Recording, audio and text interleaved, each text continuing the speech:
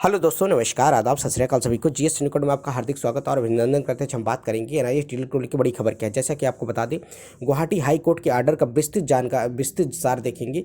477 अवली 2024 की याचिका का अगर वीडियो बिना स्किप किए आप देखेंगे तो सारी चीज़ें आपको स्पष्ट हो जाएंगी। जैसे कल हमने 3 मई के हाई कोर्ट के आर्डर का, गुवाहाटी हाई कोर्ट के आर्डर का जो जजमेंट का हमने वीडियो बनाया था, उसमें विद्यार्थी का इसमें आधी अधूरी जानकारी आपने दिया है और रेगुलर डीएलएड विद्यार्थी कुछ और कह रहे हैं, आप इसमें कुछ और। लेकिन आपको बता दें, डबल बेंच जो फैसला आता है एनआईए डीएलएड के परिप्रेक्ष्य में आता है, उसमें साफ साफ कहा गया कि भाई इनको पहले भर्ती मौका दिया जाए।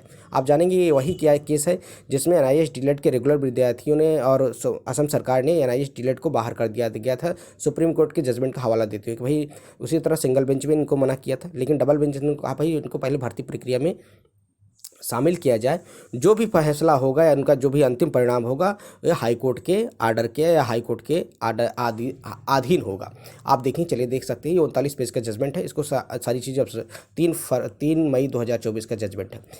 वह इंट्रा कोर्ट अपील याचिकाकर्ताओं के WC नंबर 477/2024 के विद्वान एकल न्यायाधीश द्वारा पारित दिनांक 2/2/2024 के आदेश को व्यथित होकर, मतलब 2/2024 को जजमेंट आता है जो सिंगल बेंच से व्यथित होकर, जिसके तहत प्रतिवादियों के कारण बताओ नोटिस जारी करते हुए विद्वान एकल न्यायाधीश के अपीलकर्ताओं के अंतरिम राहत देने से इनकार कर दिया था। हमने आपको पहले बताया था कि सिंगल बेंच ने एनआईए डीएलएड को भर्ती प्रक्रिया में शामिल करने से इनकार कर दिया था।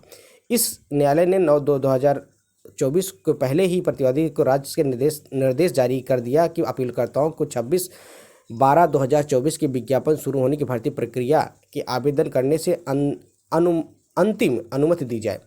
साथ ही यह भी निर्देश दिया कि अपीलकर्ताओं के अंतिम परिणाम उनकी अनुमति के बिना घोषित नहीं किया जाएगा।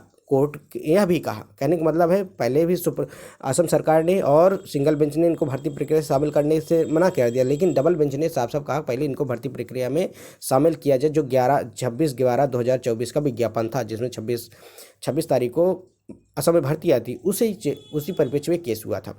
तो अब कहने का मतलब है कि अब डबल बेंच से इनको थोड़ा सा राहत मिली कि भाई पहले इनको तो भर्ती प्रक्रिया में शामिल किया जाए, एग्ज़ाम दे, जो सारी प्रक्रिया पूर्ण करें, उसके बाद जो जजमेंट होगा या जो रिजल्ट होगा वो हाई कोर्ट के अधीन होगा, अंतिम अनुमति दी जाए। साथ ही यह भी निर्देश दिया कि अपीलकर्ताओं के अंतिम परिणाम फाइनल रिजल्ट जो होगा उनकी अनुमति के बिना घोषित नहीं किया जाएगा। मतलब कोर्ट ने कहा कि भाई हमारी अनुमति के बिना है, हमारी अनुमति होगी तभी इनका रिजल्ट घोषित किया जाए। यह भी स्पष्ट किया कि अंतिम आदेश केवल अपीलकर्ताओं के संबंध में है, इसमें कोई मिसाल कायम नहीं होगी। कहने का मतलब हो अंतिम अपीलकर्ताओं, जितने भी अपीलकर्ताओं उन्हीं के बारे में कहा गया है। यह विवाद भी नहीं है कि मुख्य विवाद विद्वान एकल न्यायाधीश के समकक्ष लंबित है। मतलब अभी भी एकल मतलब सिंगल बेंच में केस चल रहा है, लंबित है। हालांकि न्यायालय द्वारा पारित अंतिम आदेश के अनुसार अपीलकर्ताओं ने पहले भी भर्ती प्रक्रिया में भाग ले चुके हैं और साफ साफ इसमें डबल बेंच ने कहा कि पहले भी भर्ती प्रक्रिया में शामिल हो चुके हैं और नौकरी भी कर रहे हैं। इस न्यायालय के द्वारा दिए गए दिशा निर्देश के अनुसार परिणाम रोके जा रहे हैं। उपरोक्त तथ्यों को परिस्थितियों को ध्यान में रखते हुए हम अपीलकर्ताओं द्वारा दायर और विद्वान एकल न्यायाधीश के समकक्ष लंबित रिट याचिका को निपटान 9/2/2024 के अंतिम आदेश को पूर्ण बनकर निपटान करेंगे, उचित समझेंगे। जो फिर इसमें देखिए चीज़ें क्या कही गई हैं, आप इसमें समझेंगे तो देखिए। हाँ, याचिकाकर्ताओं के वरिष्ठ, अब इसमें आप 9/9/2024 का फैसला देखेंगे। याचिकाकर्ताओं के वरिष्ठ वकील श्री हजारिका ने सुना और उसने विद्वान वकील की सहायता ली। नोटिस नंबर 2 जारी किया, 28/2/2024 के वापस किया जा सकेगा। श्री डी शंकारिया विद्वान महाधिवक्ता असम ने इस चीज़ को भी मेंशन किया कि याचिकाकर्ताओं के 3-4 में नोटिस जारी किया गया। मतलब 3-4 को जो चीज़ें मेंशन की गई याचिकाकर्ता प्रतिवादी वकीलों के द्वारा, और 3-4 में क्या चीज़ें कही गई इसको भी हम लोग देखेंगे कि 1-2 के द्वारा नोटिस जारी करने के बाद चूँकि प्रतिवादी ने ये संख्या 1, 2, 3 में विधिवत प्रतिवादी किया है, जिसमें उक्त उत्तरदाताओं की सूची जारी की गई। याचिकाकर्ता के मामले में अंतिम निर्देश देने का प्रार्थना की है। तदनुसार विचार किया जा रहा है कि याचिकाकर्ताओं के 26/12/2023 में जारी विज्ञापनों को जारी रखा जाए। देखेंगे 3, 4, 5 में जो कहा गया है। पहले में क्या है, स्टेट ऑफ असम है, दूसरे में क्या है, direct elementary education of government Assam, the union of India. चौथे में क्या, national council of teacher education और national institute of open schooling. इन 4-5 को पार्टी बनाया गया था और इनसे साफ साफ मांगा गया था भाई आपने इसका जवाब दीजिए, किससे, पहले स्टेट ऑफ असम से, मतलब असम सरकार से। तो आप देखिए इसमें ये भी चीज मेंशन किया गया है, याचिकाकर्ताओं के मामले में अंतिम निर्देश देने के लिए प्रार्थना की है। तदनुसार यह विचार भी किया जाएगा कि याचिकाकर्ताओं के वैकल्पिक प्रार्थना की है कि प्रारंभिक शिक्षा निदेशक असम द्वारा दिनांक 26/12/2023 के विज्ञापन द्वारा जारी किए गए किसी राज्य के प्राथमिक विद्यालयों में सहायक अध्यापक के रिक्त पदों को भरने के लिए आवेदन आमंत्रित किए गए थे, जिसमें कि सभी मतलब कि जो ओडीएल माध्यम कोर्स कराया गया। आप देखेंगे याचिकाकर्ताओं ने जो 18 महीने का डीएलएड कोर्स याचिकाकर्ताओं के पास मौजूद है और उनके पास भी देखें, उनके पास 18 महीने की जो डीएलएड कोर्स मौजूद है, साथ साथ 26/11/2023 के विज्ञापन उनको शामिल करने के मौका दिया जाना चाहिए। लेकिन क्योंकि वो वहाँ पर जो एस टेट सी टेट ये सारी चीज़ें अगर वो क्वालिफाई हैं तो उनको मौका दिया, विज्ञापन में भर्ती कराने का मौका दिया, जो कार्रवाई शुरू हो चुकी थी। याचिकाकर्ताओं के प्रतिनिधित्व करते हुए विद्वान वरिष्ठ वकील ने कहा कि इनसे अभी जो कि सुप्रीम कोर्ट का मतलब कहने का मतलब उन्होंने सुप्रीम कोर्ट का हवाला दिया था कि भाई इनको भर्ती प्रक्रिया में इसलिए शामिल न करने दिया जाए क्योंकि जो सुप्रीम कोर्ट का फैसला है, सुप्रीम कोर्ट के फैसले के अनुसार ये 18 महीने का डीएलएड कोर्स ओडीएल माध्यम से जो कराया गया था अमान्य है। लेकिन सिंगल बेंच की जजमेंट में भी ये सारी चीज़ें मेंशन की गई कि याचिकाकर्ताओं के प्रतिवादी ने, विद्वान वकील ने इस बात को भी किया कि अनुसार ऐसी मान्यता प्राप्त संस्थान है जो 26/12/2000 मतलब 26/2/2023 के विज्ञापन को मतलब शामिल करने से मना किया जाता रहा। कहने का मतलब है, लेकिन CR हजारिका ने माननीय सर्वोच्च न्यायालय के निर्णय का हवाला देकर ये जयवीर सिंह के मामले को भी, उत्तराखंड के मामले को भी हवाला दिया। कहने का मतलब कहीं ना कहीं उन्होंने जयवीर सिंह के केस, जो कि उत्तराखंड का केस था, कि उत्तराखंड के केस में जयवीर सिंह के मामले को सुप्रीम कोर्ट ने, आप देखेंगे कि 2023 के SLP में ये सारी चीज़ें मेंशन की गई थी कि जो रिपोर्ट के बताया गया कि जो 18 महीने का डीएलएड कोर्स है और रेगुलर डीएलएड कोर्स के इक्वल नहीं है, जो कि सुप्रीम कोर्ट, माननीय सुप्रीम कोर्ट के न्यायाधीश निर्णय के आधार पर ये अमान्य कर दिया गया, तो इनको भर्ती प्रक्रिया में शामिल न कर दें, जो सिंगल बेंच में था।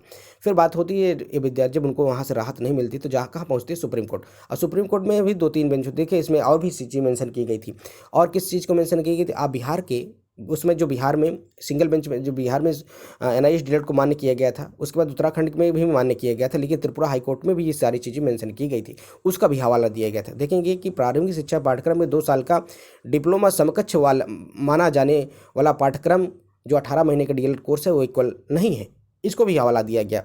और साफ साफ इसका टिप्पणी करते हुए कहा कि माननीय सर्वोच्च न्यायालय के देखा जाए कि NCT द्वारा कोई अधिसूचना जारी नहीं की गई जो 18 महीने का डीएलएड कोर्स ODL के माध्यम से, मतलब कि डीएलएड कोर्स डीएलएड 2 साल के, मतलब 2 साल के रेगुलर डीएलएड कोर्स के बराबर है। श्री हजारिका ने के मामला यह भी प्रथम राज्य के सरकार के पहले भी 18 महीने का डीएलएड कोर्स मान्यता दी गई है। फिर बाद में ये कहा गया कि पहले भी 18 महीने डीएलएड कोर्स को मान्यता दी गई। जो दोबारा प्रतिवादी वकील थे उन्होंने इस चीज़ को कहा कि इसके पहले भी 18 महीने डीएलएड कोर्स को टीचर बनने का मौका दिया गया था, अब क्यों नहीं दिया जा रहा है। तो उन्होंने इस चीज़ को मेंशन किया कि भाई सुप्रीम कोर्ट का जजमेंट आया, उसके बाद हम इस चीज़ें लागू कर रहे हैं। किसने कहा? असम सरकार ने। इसके पहले भी NIS डीएलएड को मौका दिया गया था। अब देखेंगे 2 वर्षीय डिप्लोमा एजुकेशन की अपील के तहत फैसले में उत्तराखंड में घोषणा उचित अधिसूचना जारी करने का निर्देश जारी किया गया था, जिसमें 2 साल के डिप्लोमा के साथ पाठ्यक्रम के विशेष रूप से असम राज्य सरकार की ऐसी व्यवस्था स्वीकार की गई थी जो 18 महीने के डीएलएड को याचिकाकर्ताओं को भर्ती में की गई थी। कहने मतलब कि पहले भी भर्ती प्रक्रिया हुई थी जिसमें 18 महीने के डीएलएड कोर्स को लिया गया था, लेकिन उत्तराखंड का केस अलग था। उत्तराखंड के केस को हम इसमें क्यों मेंशन करें। लेकिन फिर बाद में ये होता है कि सुप्रीम कोर्ट का जजमेंट आता है, सुप्रीम कोर्ट के जजमेंट को तो भाई सभी को मानना पड़ेगा।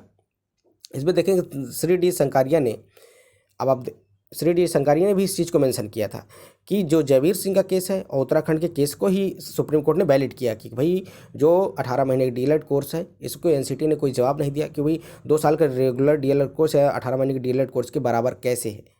तो इस चीज़ को भी उन्होंने उसमें मेंशन किया।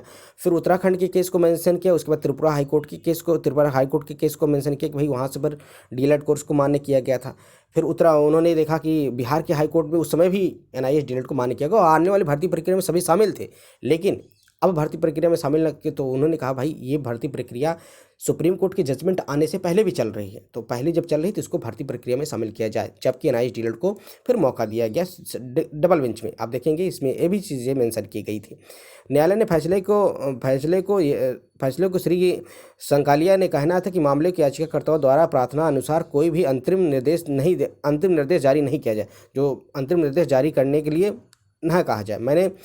मैंने निम्न पत्र की ओर से उचित विद्वान वकील द्वारा की गई याचिकाओं पर विचार किया जाए, और वैसे भी वेबसाइट पर सारी चीज़ें अवेलेबल, कहने का मतलब वेबसाइट पर उपलब्ध सारी जानकारियों के अनुसार इन्होंने कहा था। कहने का मतलब कि इनको भी मौका ना दिया जाए। उन्होंने कहा कि भाई, लेकिन जो प्रतिवादी वकील थे जो एनआईए डीलर को, उन्होंने कहा भाई अभी तक हम इनको जो अंतिम राहत देने की बात की जा रही है, लेकिन अगर देखा जाए तो इसके पहले भी 18 महीने के डीएलएड कोर्स को मान्य किया गया है। तो ये सारी चीज़ें उन्होंने मेंशन की। 1977 के निर्देश, आरटीआई एक्ट, उसके बाद एनसीटी का रेगुलेशन, इस सारी चीज़ों को उन्होंने मेंशन किया। योग्यता के संबंध में प्रधान याचिकाकर्ताओं के अवलोकन से पता चलेगा कि 1977 नियमों के तहत प्राथमिक विद्यालय में शिक्षक के रूप में नियुक्त के लिए पात्र हैं। आवश्यक न्यूनतम योग्यता एनसीटी मानदंडों के तहत निर्धारित की गई है। एनसीटी के मानदंड प्राथमिक शिक्षक में 2 साल का डिप्लोमा पाठ्यक्रम अनिवार्य है, लेकिन 2017-19 में कराए गए ओडीएल माध्यम से 18 महीने का डीएलएड कोर्स भी मान्य किया गया था। लेकिन 2 साल के डिप्लोमा कोर्स के वर्तमान कार्यवाही की चुनौती के तहत विज्ञापनों में भर्ती प्रक्रिया में नियंत्रित करने के लिए 1977 के नियमों की योग्यता को निर्धारित करने पर ध्यान देने की बात है। याचिकाकर्ताओं ने इस तर्क पर भी सारी चीज़ें कही। आरटीआई अधिनियम के कार्यान्वयन के साथ साथ विशेष रूप से धारा 23 के तहत उपधारा 1 में नियुक्त होने के लिए विवेक में केंद्र सरकार द्वारा अधिकृत शैक्षिक पदाधिकारी द्वारा निर्धारित न्यूनतम योग्यता रखने की आवश्यकता है। वर्ष 2017 में आरटीआई अधिनियम के द्वारा संशोधन कहा गया कि 31/3/2018 के नियुक्त स्कूल में जो अप्रशिक्षित शिक्षक थे या जो अनट्रेन्ड टीचर थे जिसने 18 महीने का डीएलएड कोर्स किया, वो भी वैलिड है। लेकिन भाई धारा 21 के तहत उपधारा के तहत न्यूनतम योग्यता निर्धारित करने के पात्र नहीं करते हैं। फिर उन्होंने कहा भाई जो 21 की धारा है उसमें 18 महीने के डीएलएड कोर्स 2 साल के डीएलएड के कोर्स के बराबर नहीं, इसलिए वो उनके पात्र नहीं है। उनके सेवा की कार्रवाई की मान्यता सामना करना पड़ेगा। इसमें कम करने के लिए ऐसी स्थिति के बाद केंद्र सरकार को सभी शिक्षकों के लिए डिप्लोमा विंडो प्रदान की गई थी, एक एकल विंडो प्रदान की गई थी जिसमें सारी मतलब उन्होंने कहा कि भाई केंद्र सरकार द्वारा इनको वरीयता दी गई थी कि भाई योग्य नहीं है, तो इनकी योग्यता को क्लियर करने के लिए, इनको ट्रेन करने के लिए ये A1 विंडो खोली गई थी, जिसमें सिर्फ उन्हीं टीचरों को शामिल किया गया था जो वहाँ पर ऑलरेडी शिक्षक थे। उनको नई भर्तियों में शामिल करने की बात कहीं नहीं गई थी। इन्होंने इस चीज़ को भी मेंशन किया। लेकिन उच्चतम न्यायालय के अनुसार यह भी न्यायमूर्ति ने 1954/2029 के मामले को 18 महीने के डिप्लोमा को रखने वाले व्यक्तियों के द्वारा समक्ष प्रस्तुत एक चुनौती थी, जिन्होंने भर्ती प्रक्रिया में भाग लेने के लिए वंचित कर दिया गया था। प्रतिवादी अधिकारियों द्वारा उक्त सभी उम्मीदवारों को विचार करने का निर्देश दिया गया था जिन्होंने 18 महीने का डीएलएड पूरा किया है। उनको पुराने कोर्स के समकक्ष मानने के लिए पाठ्यक्रम 2 साल के डिप्लोमा के बराबर है, ये स्पष्ट नहीं हो पाया था सुप्रीम कोर्ट में, जो कि एनसीटी ने इस चीज़ का कोई जवाब नहीं दिया था। तो सारी चीज़ें इसमें मेंशन की गई। लेकिन बाद में सब चीज़ों को सुनने के बाद डबल बेंच में सिर्फ ये चीज़ें सामने निकल के आई कि भाई ये देखिए, अभी जो सुप्रीम कोर्ट का जजमेंट है, मानते हैं कि ठीक है ये सारी चीज़ें हैं, लेकिन अभी जो ये मैटर है अभी इनको मौका दिया जाए। बाकी जो इनका फाइनल रिजल्ट होगा, हम सब चीज़ को समझ रहे हैं। सारी आरटीआई एक्ट अधिनियम 2017 से 2019 के एनसीटी का रेगुलेशन, सारी चीज़ों को उन्होंने किया। इसमें नंदन सिंह बोहरा सामने मामले को उत्तराखंड को भी जिक्र किया गया। फैसले को भारत के माननीय सर्वोच्च न्यायालय के समक्ष अपील करने के जयवीर सिंह का केस को सुना गया। इन सब केस को सुनने के बाद भी ये सारी चीज़ें सामने निकल के आई कि अभी इनको सिर्फ मौका दिया जाए भाई, क्योंकि ये भी टेट, सुपर टेट, ये भी मेंशन किया गया था। ये भी विद्यार्थी हैं जिन्होंने 18 महीने का डीएलएड किया है, ये भी टेट, सुपर टेट पास किए हैं। इन्होंने एनसीटी के 18 महीने का डीएलएड कोर्स 2 साल के उत्तराखंड के उच्चतम न्यायालय में जो चीज़ें मेंशन की गई थी, इसके पहले भी इनको भर्ती में शामिल किया गया था। और जो उन्होंने जजमेंट दिखाया, आरटीआई एक्ट दिखाया, ये सारा चीज़ें स्पष्ट हुआ। तब कहीं ना कहीं से डबल बेंच से एनआईए डीएलएड को मौका मिला है कि भाई अभी आप भर्ती में शामिल रहें। आपका जो रिजल्ट होगा कोर्ट के अधीन रहेगा, बस इतना अभी मेंशन किया गया था। अभी ये सिंगल बेंच में लंबित है। अब सिंगल बेंच क्या डिसाइड करेगी, ये चीज़ें जब सामने निकल के आएंगी। हमने आपको पूरा विधिवत बताने की कोशिश की है, हर एक पॉइंट को डिस्कस किया है। अगर वीडियो पसंद है चैनल को लाइक करें, ज़्यादा से ज़्यादा मेरे दोस्तों में शेयर करें। शिक्षक भर्ती पल पल के अपडेट के लिए चैनल को सब्सक्राइब कर ले और अपनी राय कमेंट बॉक्स में जवाब दे सकते हैं। देखिए, उल्टा सीधा मैसेज करने से कोई फायदा नहीं है। हम आपको वही चीज़ें जानकारी देते हैं जो हमें सामने निकल के आती है। मिलते हैं नए वीडियो के साथ। जय हिंद साथी, नमस्कार, सभी दिन सुबह। Thank you, have a nice day, good day.